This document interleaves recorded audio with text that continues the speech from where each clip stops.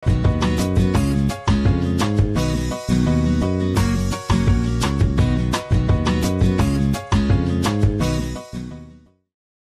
Bapak Ibu yang dikasihi oleh Tuhan. Kembali kita jumpa di dalam program Life Study.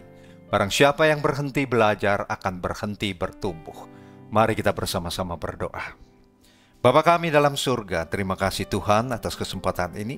Biarlah firman Tuhan secara langsung berbicara kepada kami. Berikan kami pengertian-Mu ya Bapa, sehingga kami mengerti apa yang Tuhan ingin kami lakukan di sepanjang kehidupan kami untuk lebih mengenal Engkau. Tolong hamba-Mu ya Bapa, sehingga melalui mulut bibirnya tersampaikan pesan daripada-Mu. Terima kasih Bapa, di dalam nama Tuhan Yesus Kristus kami berdoa dan mengucap syukur. Amin. Nah Bapak Ibu sekalian, tanpa terasa kita sudah merayakan Natal tahun 2024. Waktu itu berjalan begitu cepat Bapak Ibu. Tetapi kami yakin dan percaya berita Natal itu memang harus disampaikan. Namun berita Natal kali ini saya ingin mengajak Bapak Ibu sekalian untuk melihat bagaimana sesungguhnya awal mula kekristenan itu. Mulainya dengan sangat sederhana sekali dan sangat alamiah sekali. Karena Kristus itu datang sesungguhnya, Dia bukan untuk membawa agama, tetapi membawa dirinya sebagai putra Allah, membawa dirinya dengan satu tugas atau misi, yaitu tugas penyelamatan bagi umat manusia yang berdosa. Mari saya ajak Bapak Ibu sekalian untuk melihat dari Injil Lukas pasal 2 ayat 11 dan ayat 12. Apa yang dikatakan firman Tuhan di sana? Hari ini telah lahir bagimu juru selamat, yaitu Kristus Tuhan di kota Daud. Dan inilah tandanya bagimu, kamu akan menjumpai seorang bayi dibungkus dengan lampin dan terbaring di dalam palungan. Coba Bapak Ibu sekalian perhatikan, sesungguhnya kekristenan itu dimulai dari hal yang paling natural. Dan di malam atau dini hari Natal itu sebuah maklumat maha penting yang pernah ada sepanjang sejarah manusia diumumkan. Dan tadi kita sudah membaca dari Injil Lukas pasal 2 ayat 11 dan ayat 12. Lahir bagi kita semua seorang juru selamat yang dinamakan Kristus Tuhan di kota Daud. Jelas sekali bahwa kelahirannya bayi itu adalah juru selamat. Apakah itu juru selamat? Juru adalah orang atau pribadi. Jadi juru selamat artinya orang atau pribadi yang menyelamatkan, sekaligus menunjukkan pribadi yang tidak dapat mati atau binasa. Jadi karena dia adalah seorang juru selamat atau pribadi juru selamat, dia yang menyelamatkan. Siapa yang diselamatkan? Tentu kita manusia-manusia yang berdosa ini. Karena tanpa kedatangan juru selamat, kita manusia ini pasti akan binasa kekal. Nah inilah yang menjadi maklumat yang penting, tapi juga disampaikan secara sederhana. Dan yang perlu kita perhatikan yang kedua atau perlu Bapak Ibu garis bawahi, dikatakan demikian, kamu akan menjumpai seorang bayi. Padahal bayi ini adalah bayi yang khusus, bayi yang spesial. Dia adalah raja sendiri. Jadi kelahirannya secara natural dikatakan dalam rupa seorang bayi. Juru selamat tidak datang atau tiba-tiba turun dari surga sebagai Tuhan Yesus yang sudah dewasa, tetapi menjalani proses apa yang dinamakan proses yang natural atau alamiah sekali. Jadi seorang bayi itu, dan tandanya ini menjadi tanda bagi kita semua, seorang bayi yang dibungkus dengan lampin dan terbaring di dalam palungan. Nah sekaligus Bapak Ibu, perlu kita sekalian ketahui bahwa Kristus datang bukan untuk membawa agama Kristen, tetapi membawa dirinya sebagai juru selamat dunia.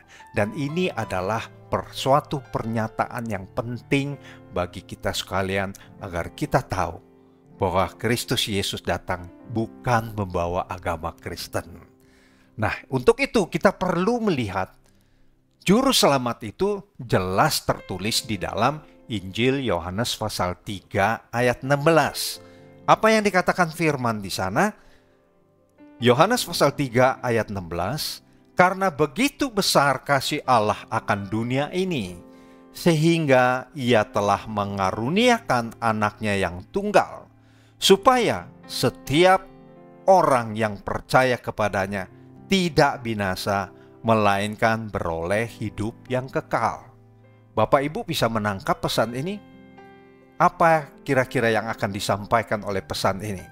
Nah, ayat ini membawa pesan, yaitu pesan cinta dan damai Natal yang sifatnya atau bersifat universal. Coba Bapak Ibu ulangi sekali lagi. Karena begitu besar kasih Allah akan dunia ini, sehingga ia telah mengaruniakan anaknya yang tunggal. Nah, perlu kita garis bawahi dalam hal ini, supaya setiap orang yang percaya kepadanya tidak binasa, melainkan beroleh hidup yang kekal. Setiap orang kan berarti Bapak, Ibu, dan saya. Apapun mungkin keyakinannya ataupun ras daripada orang tersebut. Karena Tuhan Yesus Kristus datang sebagai juru selamat dunia, bukan pribadi, bukan hanya untuk bangsa Israel atau bangsa Israel itu disebut orang Yahudi, tetapi untuk semua. Ya, jadi bersifat universal. Nah, sebutan Kristen sesungguhnya Bapak Ibu, pertama kali itu baru muncul di Antioquia, yaitu seperti yang ditulis di dalam Kisah Para Rasul pasal 11 ayat 26. Di dalam bahasa Yunaninya disebut Matetes Christianos, murid-murid Kristus. Jadi pengikut-pengikut Kristus itu disebut sebagai Kristen. Nah, kalau Bapak Ibu mencermati dari Kisah Para Rasul pasal 11, itu sesungguhnya di sanalah terjadi penyebaran pengikut Kristus. Pengikut Kristus artinya orang-orang yang mengikuti ajaran Kristus. Coba kita lihat dari Kisah Para Rasul pasal 11. Kita membacanya sebentar saja. Kisah Para Rasul pasal 11. Di sana dinyatakan jelas sekali. Ayat 26 berkata demikian, Bapak Ibu. Mereka tinggal bersama-sama dengan jemaat itu 1 tahun lamanya, sambil mengajar banyak orang. Di Antioquialah murid-murid itu untuk pertama kalinya disebut Kristen. Nah, Bapak Ibu, jikalau Bapak Ibu sering membaca Alkitab dan ingin mendapatkan satu gambaran yang penuh tentang penyebutan Kristen untuk pertama kalinya, Bapak Ibu saya anjurkan sebaiknya untuk membaca seluruh pasal 11. Dan kita akan menemukan pada perikop yang kedua, yaitu Barnabas dan Saulus di Antioquia.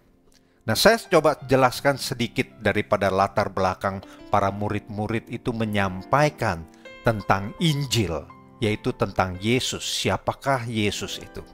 Karena pengajaran daripada Tuhan, Yesus itu selalu mengatakan bahwa dialah Putra Tunggal Allah yang diutus turun ke dalam dunia untuk menyelamatkan dosa manusia.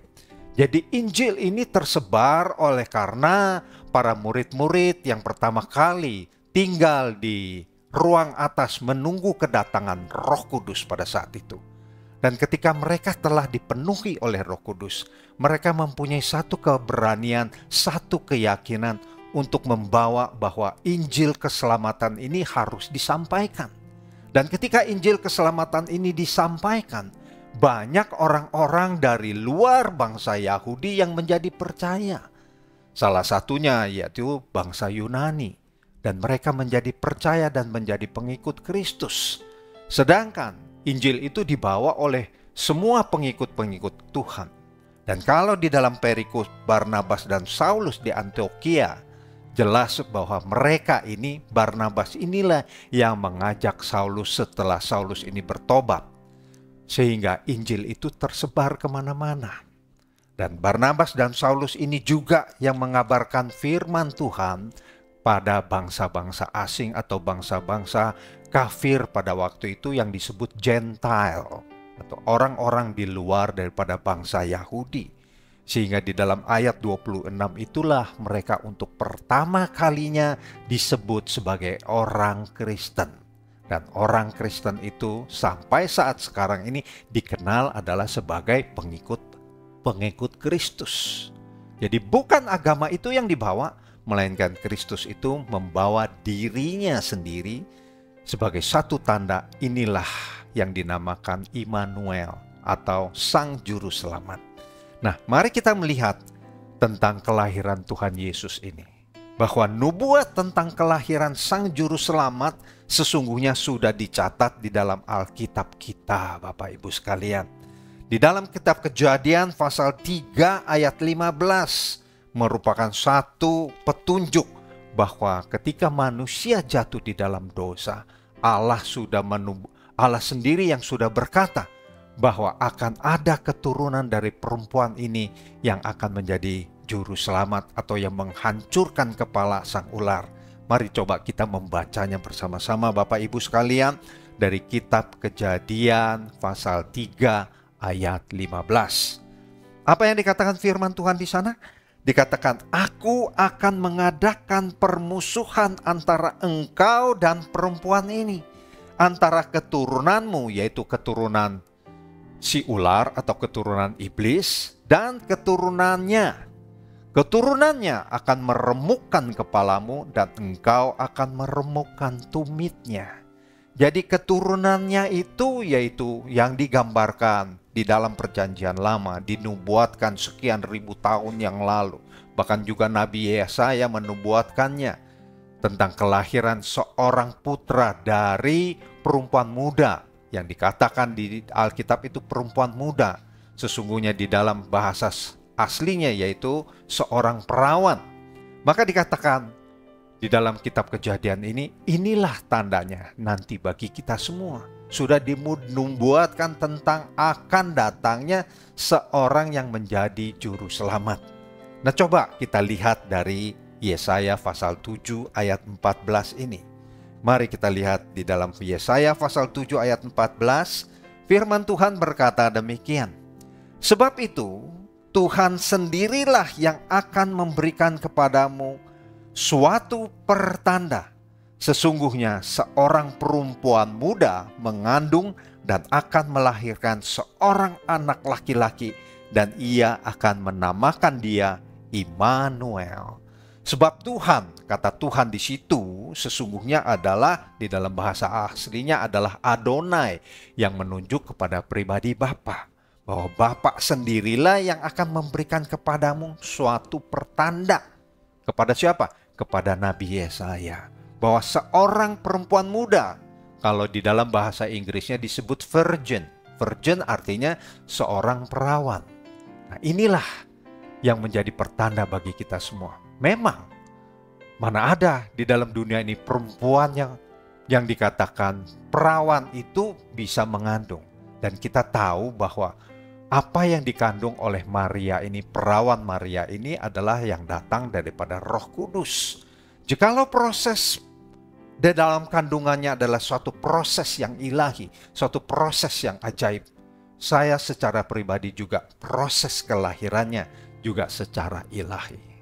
Jadi bahwa memang Kristus Yesus yang dijanjikan oleh perjanjian lama ini, oleh para nabi-nabi ini adalah seorang yang betul-betul melalui proses yang natural, tetapi seorang yang betul-betul membawa suatu suatu keajaiban dan bukan suatu yang biasa-biasa saja, meskipun prosesnya adalah proses yang natural. Oleh sebab itu kita akan mengatakan bahwa inilah yang menjadi suatu tanda bagi kita semua yang dilukiskan di dalam Lukas pasal 2. Bahwa kepada para gembala ini diberitakan suatu berita yang sangat luar biasa. Nah, Kristus juga disertai dengan tanda-tanda fisikal. Apa saja tanda-tanda fisikal? Jadi tanda yang pertama yaitu seorang bayi. Ini adalah suatu tanda yang sangat jelas, kelihatan bentuknya. Kalau tanda ilahi tentu kita tidak bisa tahu. Dan tanda fisik ini berarti bisa disentuh. Bukan sesuatu benda yang abstrak, yang sifatnya cuma bayang-bayang. Jadi bayi ini jelas diberitakan kepada para gembala di padang yang sedang beristirahat. Mereka melihat sinar yang terang, seorang malaikat atau pribadi malaikat yang memberitakan tentang berita keselamatan itu. Yang dikatakan bahwa hari ini telah lahir bagimu juru selamat, yaitu Kristus Tuhan di kota Daud. Petunjuknya jelas. Seorang bayi yang dibungkus dengan lampin dan terbaring di dalam palungan juga merupakan suatu petunjuk yang jelas. Nah, apa yang istimewa daripada petunjuk ini? Yang pertama tadi saya katakan adalah seorang bayi, yang adalah suatu tanda yang jelas. Tanda kedua yaitu kain lampin dan terbaring di dalam palungan. Tanda kedua dan ketiga saya gabungkan. Apa yang istimewa dari kain lampin ini? Sama sekali tidak ada. Tapi kain lampin ini memiliki satu makna simbolis daripada kain lampin. Yang pertama maknanya adalah kesederhanaan dan kerendahan hati. Dia, Yesus Sang Raja yang datang dalam kesederhanaan dan kerendahan hati. Jelas, dia harus menjadi sama dengan manusia baru bisa menebus manusia. Karena kalau kita melihat kisah daripada Tuhan Yesus di kayu salib, tidak mungkin seorang Tuhan itu bisa dibunuh dan mati. Yang mati adalah kemanusiaannya. Jangan lupa Bapak Ibu, Yesus Kristus itu memiliki dua natur yang tidak bisa dibantah. Natur yang pertama adalah natur ilahinya, dan natur yang kedua adalah natur manusiawinya. Dan kedua natur ini adalah natur yang tidak bercampur, namun tidak bisa dipisahkan. Jadi kita tahu bahwa Yesus Kristus itu membawa dua natur dalam pribadinya. Jadi kesederhanaan itu ditampilkan bahwa bayi itu dibungkus oleh kain lampin. Itu menunjukkan kain lampin adalah kain yang dipakai memang untuk membungkus anak-anak bayi, rakyat-rakyat biasa. Gak mungkin kalau Tuhan Yesus itu datang di istana, misalnya lahirnya di istana, pasti bukan dibungkus oleh sebuah kain lampin. Mungkin kain sutra atau kain-kain mahal lainnya. Dan tanda apa lagi, simbolis apa lagi yang dibawa di dalam kelahiran Tuhan Yesus Kristus? Yang kedua adalah perlindungan dan kasih. Kain lampin ini melambangkan kasih sayang dan perlindungan orang tua terhadap bayi mereka meski dalam kondisi yang sangat terbatas. Kita tahu Yusuf dan Maria ini orang-orang yang sangat sederhana sekali. Bahkan kelahiran Yesus itu pun dikatakan bayi yang sudah lahir itu diletakkan di atas palungan. Palungan itu sendiri berbicara tentang tempat makan hewan. Nah, saudara-saudara sekalian, mari kita melihat sekarang ini segi kemanusiaannya Yesus. Kain lampin itu menegaskan kemanusiaan Yesus. Ia lahir seperti bayi-bayi manusia lainnya dan merasakan pengalaman hidup yang sama dengan kita semua. Namun karena di dalam diri Yesus ada natur ilahi, maka dia itu juga menjadi imam besar yang bisa turut merasakan apa yang menjadi penderitaan, apa yang menjadi pencobaan yang dialami oleh manusia. Karena kita tahu Yesus Kristus sendiri itu dicobai ketika di padang gurun itu. Namun dia adalah pribadi yang tidak ada dosa di dalamnya. Nah, perlu atau patut Bapak Ibu sekalian simak dengan sangat seksama sekali. Bahwa berita kelahiran tentang Tuhan Yesus itu tidak disampaikan secara mewah, melainkan secara sederhana. Yang telah terbukti dari beberapa ayat yang kita baca tersebut. Nah, selanjutnya di dalam dua Yesus itu memang ada dua natur yang tadi sudah saya katakan. Nah, secara keseluruhan, kain lampin dalam kisah kelahiran Yesus mengandung tentang kesederhanaan. Bapak Ibu sekalian, kekristenan itu suatu keimanan yang menuntut kesederhanaan. pengikut-pengikutnya tidak perlu menampilkan satu kemewahan.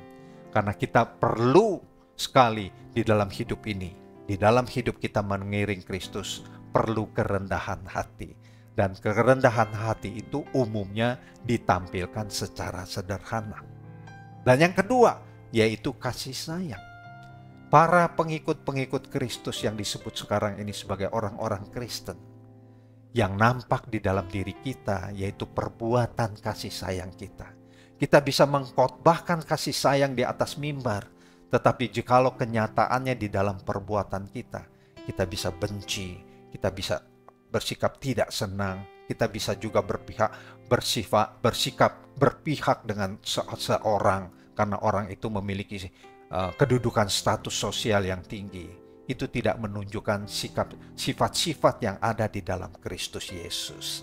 Dan yang ketiga adalah tentang kemanusiaan.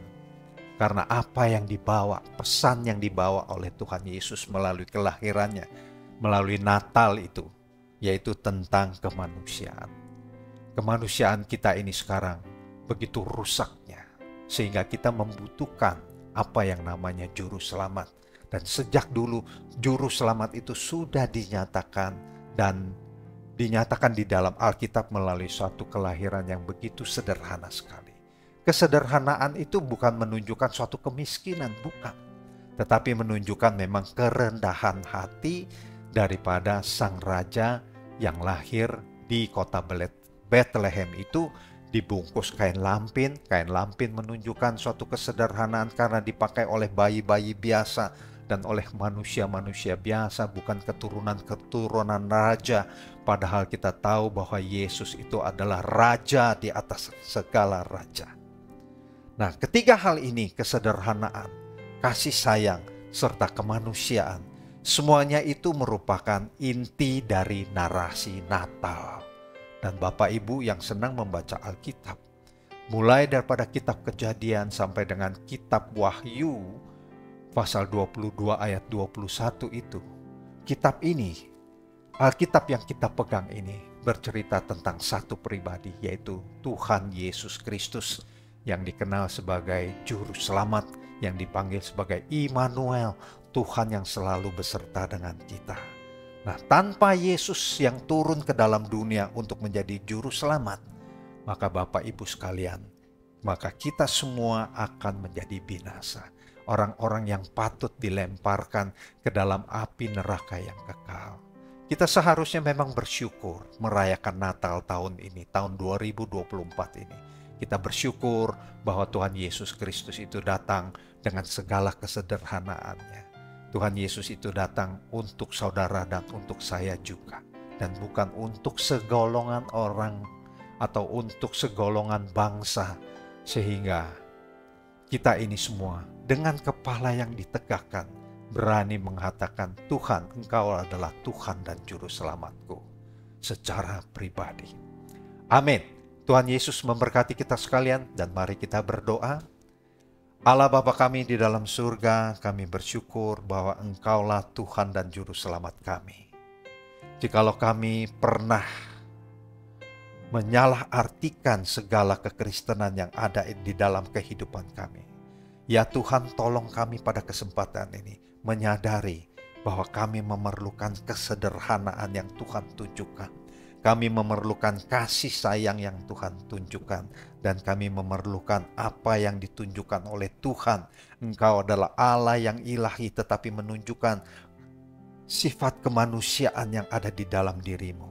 Sehingga kami pun sebagai pengikut-pengikutmu patut menunjukkan ketiga hal itu di dalam hidup kami. Sehingga kami semua boleh disebut sebagai orang-orang Kristen yang menjadi pengikut Kristus sejak awal sampai dengan sekarang. Terima kasih ya Bapa, hanya di dalam nama Tuhan Yesus Kristus kami berdoa dan mengucap syukur. Amin. Bapak Ibu sekalian, kami dari Lifehouse Community ini mengadakan ibadah setiap hari Minggu di Wang Plaza, lantai 2, Jalan Panjang, jam 10 pagi. Ibadah disertai dengan ibadah umum, ibadah katalis yaitu untuk para muda dan remaja, dan juga Life Kids. Dan sekali lagi melalui live study ini ingin saya sampaikan, barang siapa yang berhenti belajar, maka akan berhenti bertumbuh. Tuhan Yesus memberkati kita sekalian. Pada kesempatan ini saya ingin mengucapkan Selamat Natal tahun 2024. Nikmati kebenaran firman terus-menerus, bahkan kita akan menikmati pertolongannya sepanjang kehidupan kita ini.